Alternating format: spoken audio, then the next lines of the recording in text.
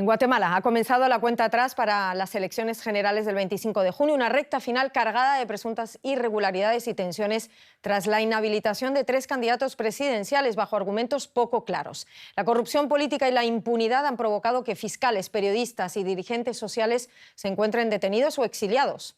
También la independencia judicial y derechos fundamentales como la libertad de prensa se encuentran amenazados.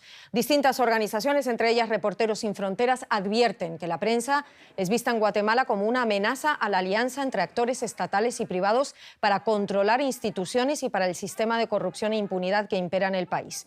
La detención de José Rubén Zamora, fundador del diario crítico El Periódico, en julio de 2022, y el cerco financiero que llevó al cierre de ese medio, ha sido una advertencia para la prensa en Guatemala. El acoso y la criminalización contra periodistas, que comenzó con el gobierno de Jimmy Morales y recrudeció durante la administración de Alejandro Yamatei, podría consolidarse en los comicios del 25 de junio.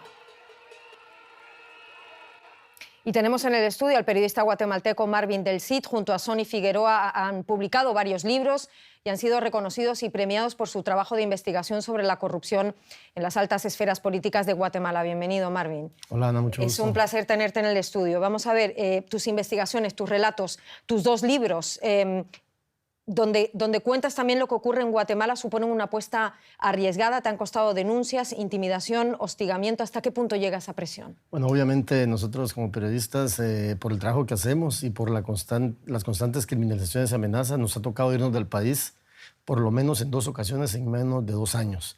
Tenemos 5 denuncias penales, 2 de ellas interpuestas por la Ley de Violencia contra la Mujer. Pero no solo eso, las constantes amenazas en redes sociales son del día a día, ¿verdad? Lo mismo sucede con otros colegas periodistas. Varios de ellos y de ellas ya han tenido que salir del país. ¿Te has planteado salir del país? Pues son cosas que uno no piensa, ¿verdad? Uno como periodista pues siempre se plantea el tema de seguir investigando, trabajando desde el lugar donde lo hace, pero obviamente cuando sea necesario pues va a haber que resguardar la seguridad. Pero en este momento nuestro interés es seguir investigando. Quiero centrarme solo un minuto en esa campaña de difamación que denuncian ustedes de las redes sociales, porque me parece muy importante lo que puede pasar en las redes sociales y lo nefasto que puede ser.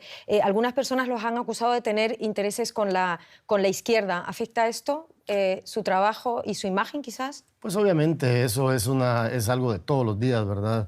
Nosotros siempre tratamos de ser lo más críticos posibles, tanto con la izquierda como la derecha. Obviamente es la derecha la que nos gobierna y por lo tanto las investigaciones van a estar más dirigidas hacia ese grupo político, ¿verdad? Pero obviamente todos estos señalamientos son falsos.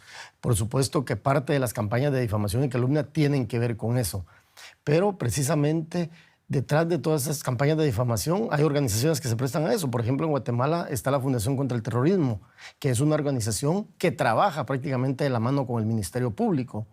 Y juntos lo que hacen es criminalizar, seguir a periodistas y a líderes sociales. Ese es uno de los graves problemas en el país. Pero ¿cómo pueden ejercer ustedes? Son periodistas de investigación. ¿En qué se basan? ¿Dónde están las pruebas? ¿Cómo pueden trabajar libremente? Esa es una muy buena pregunta que da para muchas respuestas, pero obviamente nosotros siempre documentamos, respaldamos nuestro trabajo. Producto de ellos que hasta el momento, desde que se fundó Vox Populi, ninguna de las investigaciones... ¿Es tu plataforma de comunicación digital? Vox Populi, voxpopuliguate.com es una plataforma de periodismo digital de investigación que fundamos junto a mi colega Sony Figueroa y en la cual trabajamos con otros colegas. Y nosotros siempre que hacemos investigación periodística, demostramos y documentamos todo lo que hacemos. Es complicado, por supuesto, y producto de ellos que llegan las amenazas y la criminalización.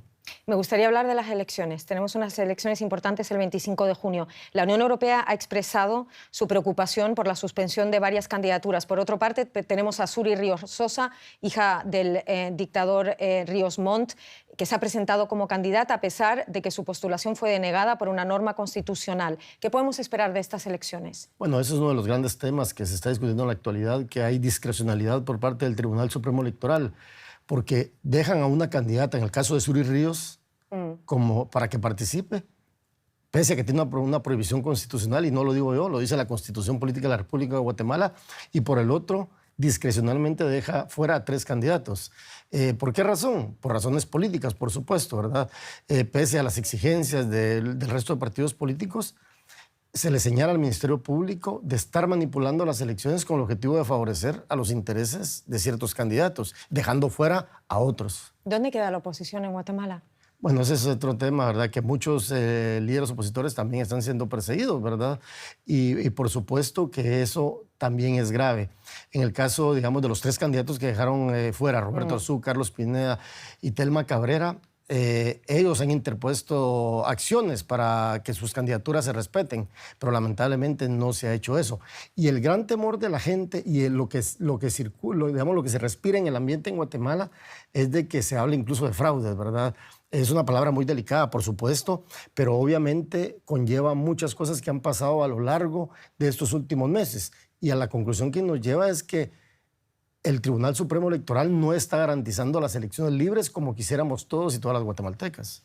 Claro, mensaje de Marvin del Cid. Lo tenemos que dejar ahí, lamentablemente, pero muchísimas gracias por acompañarnos, Marvin. Gracias. Fue un placer.